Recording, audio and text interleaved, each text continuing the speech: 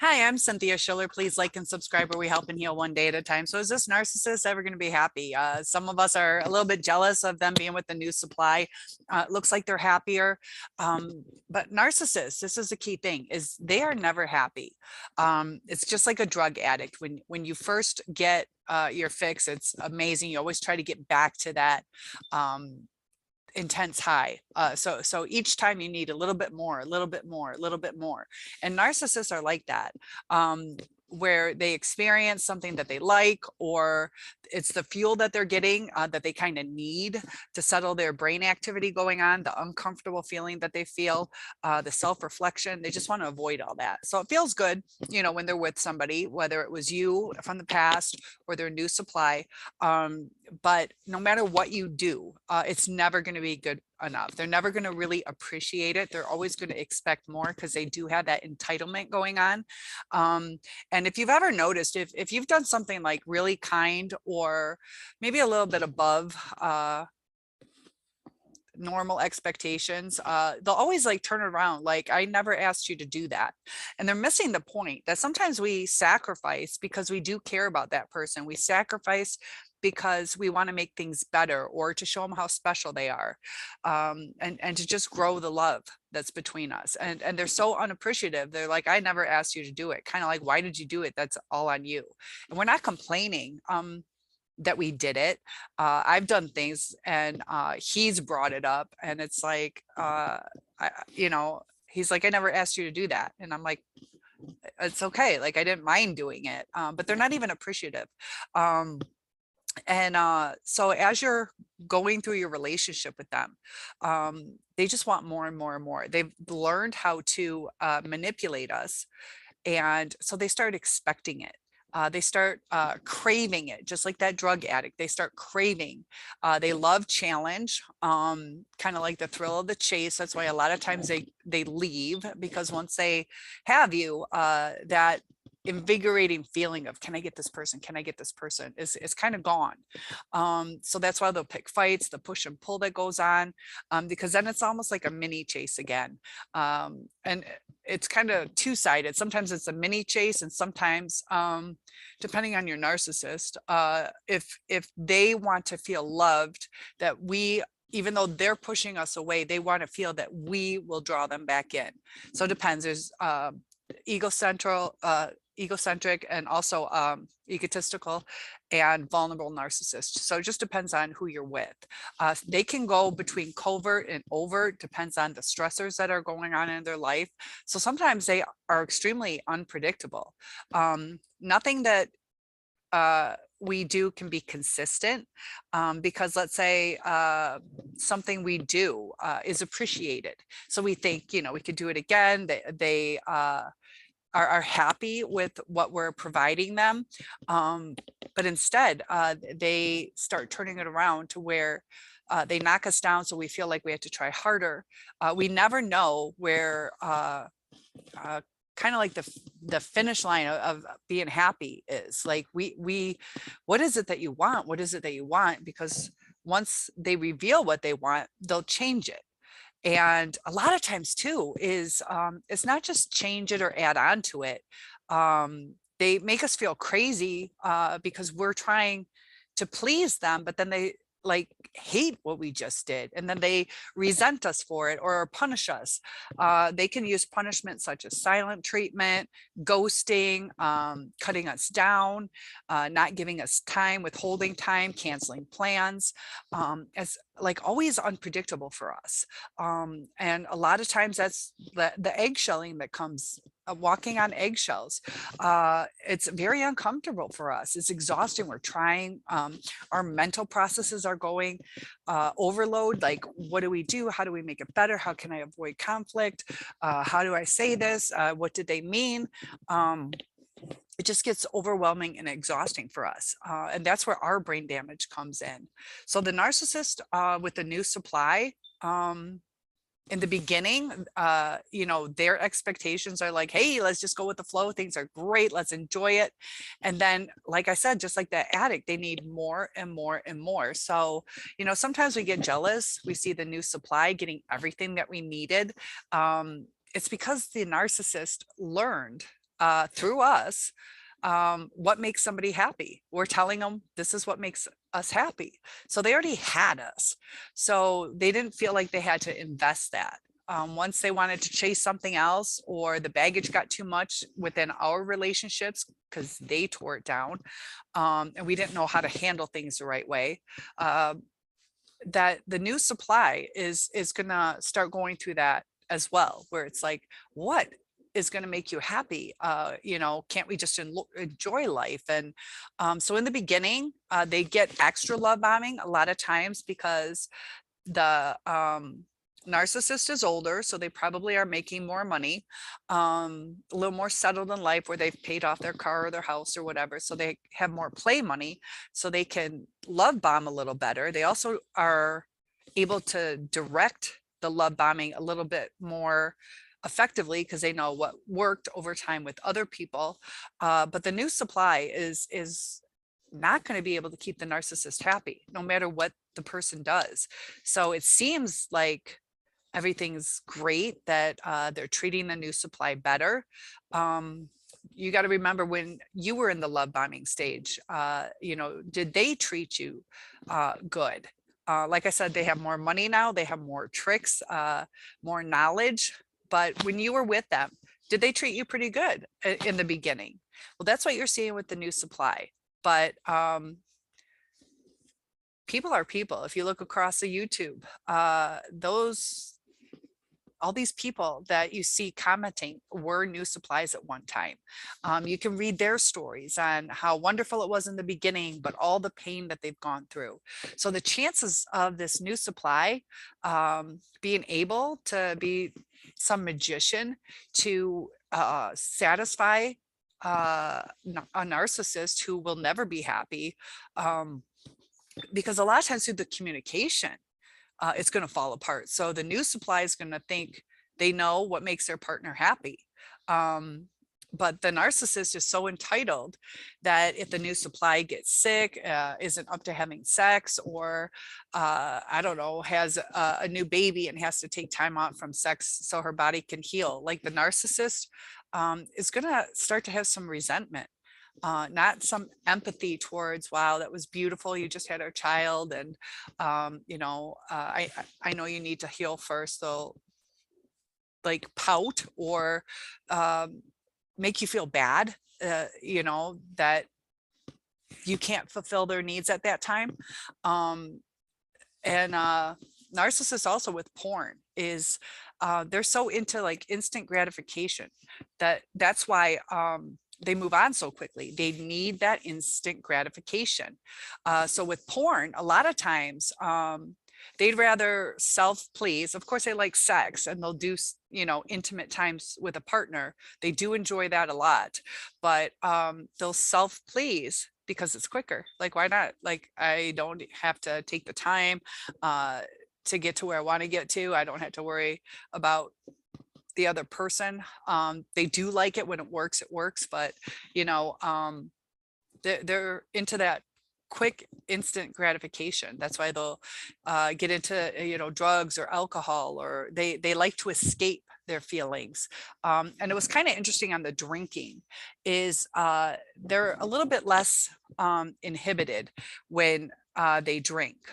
So it kind of changes to where they're like, okay, I'm comfortable. I can kind of like not have to have this facade up all the time, because that gets exhausting to them.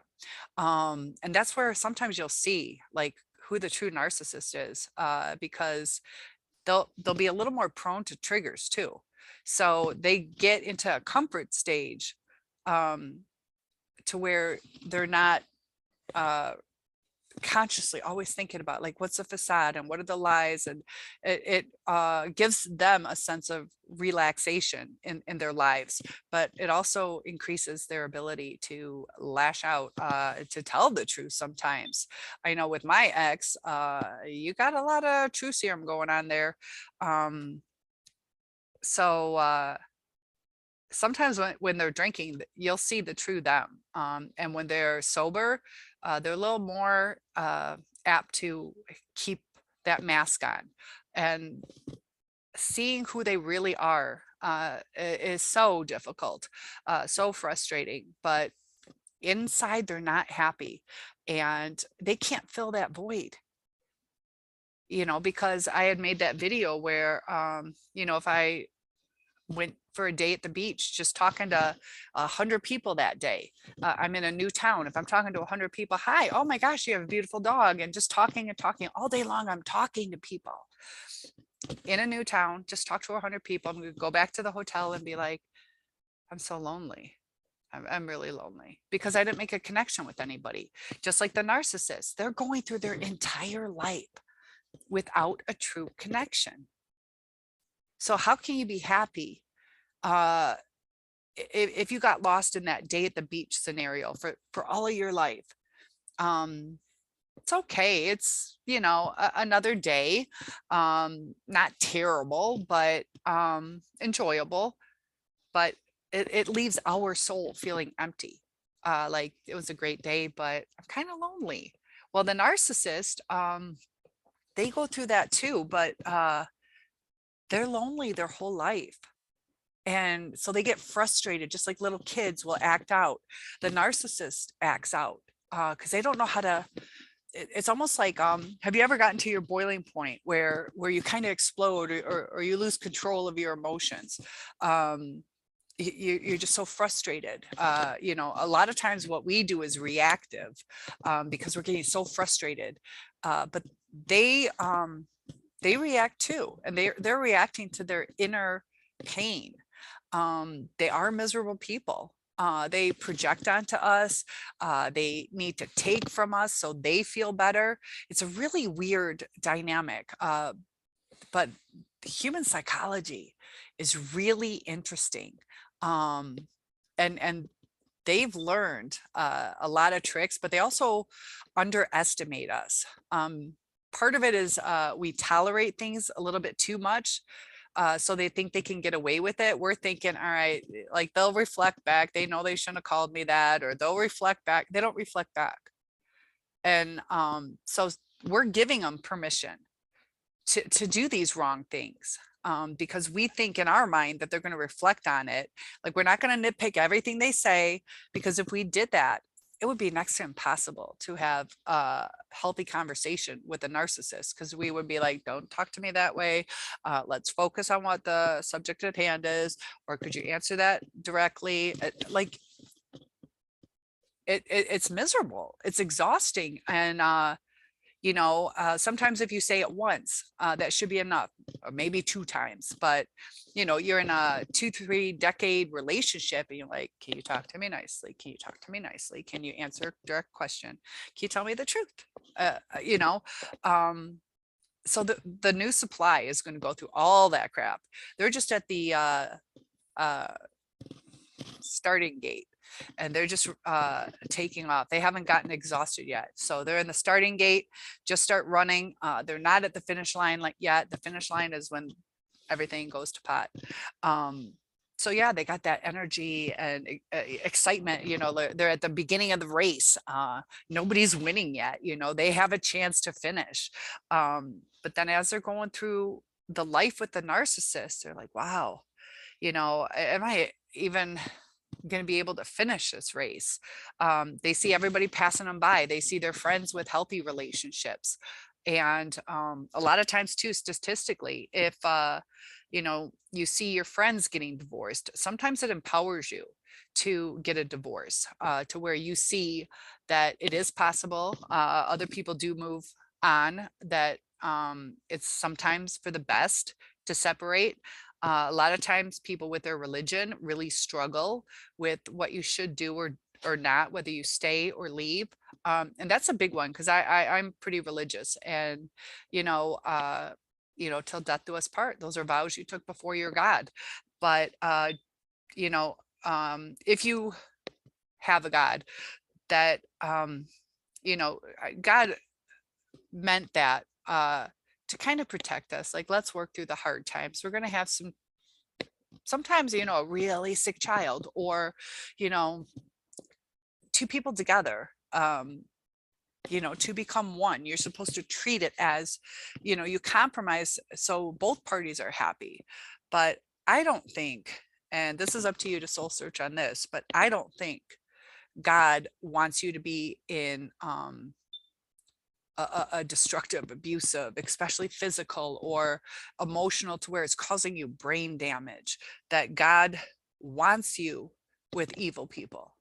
You know, because they, you know, you're supposed to be around healthy people, the fellowship and this and that, and you're not supposed to hang out with people who are going to destroy you. So you entered into a marriage. A lot of times that's the narcissist sucks you in, that it's a real quick marriage or real quick to moving in together, that they do that to lock you in. And we didn't really process who we were with, because we saw the facade and we believed it was real, but it wasn't a reality. So we committed before our God who we would be with. But it's, you know, just like if I committed to eating spaghetti tonight, and then I find out it has poison in it, are you going to get mad at me that I changed my mind? Because I'm going to tell you, if I eat the spaghetti now, you're like, but you committed to it. I spent money on the food. Like, I don't think God's going to be like, okay, it's toxic. You got to keep doing it. That's up to you. But staying in a narcissistic relationship can absolutely destroy you. It can actually kill you. That sometimes 15 times higher suicide rate, or more likely, sorry, 15 times more likely to commit suicide, because of all the depression, the helplessness that we go through. And lost my train of thought. That it's just so destructive to us, that when you feel that the person you love is never happy with you, no matter what you do, you're just not going to win. And you try so hard that it starts eating away at your soul. Like, you start to feel like worthless, or like unable to process, like, how does this not making the person happy? So you do those grand gestures, and then you hear, well, you did that on your own. Or, you know, if you try to talk to them, they're like, well, then just leave if you want to leave, if I'm so bad. And you're like, I'm trying to reestablish and have a safe zone. I want us to have a safe, healthy relationship. So when you come to them and say that you want something safe and healthy, they tell you to get the crap out, to where they're cold. They don't see what we're trying to say. It's almost like I said, they don't have a heart connection, but a lot of times they don't have that mental connection, to where you're like, how are you not getting this? And we'll say it 1,000 different ways, which irritates them. We explain why, which irritates them. They have taken our arsenal away from us, to where it's a losing battle. You know, there's times where, like, okay, I'll say this kindly, or I'll say it succinctly, or I'll even demonstrate it. Like, I made you a meal and maybe you could do that next time, or just all these things that we go through in our minds. But the narcissist, with the new supply, just like they were with you, you don't see what's behind closed doors. Check out my video on Take a Peek Inside the New Supply. It's not pretty. Because it'll kind of give you some insight on what's going on. But it's so sad that a lot of us good people really, really tried. And if the narcissist was a true person that they pretended to show us, like, man, like, with that, all things are possible, because it felt like love. And you would think they'd want to get back to that too. But they didn't feel it. They secured it, but they didn't feel it. That's a real hard thing to take in, because if they felt it, they really felt it like we felt it, they'd want to get back to that place. They'd want to work through it, instead of screw it, let's just start over. Sorry about your luck, I just moved on with somebody else, and quit your crying. They're so dismissive. Everything is self-centered when they look back on memories. You know, sometimes they wonder, do they miss us? They do think about us. If they miss us, they'll think about us. We'll pop in their head. Will There'll be reminders in their life that bring our thought into their head, but they'll look at pictures or think about us, and they're like uh, looking at it from a different perspective than we would. They're like, yeah, I got her that, like, I did a great job, or she was lucky, or they're feeding off of, like, yeah, they really adored me at that time. They don't look at it as that was so sweet what they did. They look at as that it's reflected back on them. Like, yeah, I am worth it.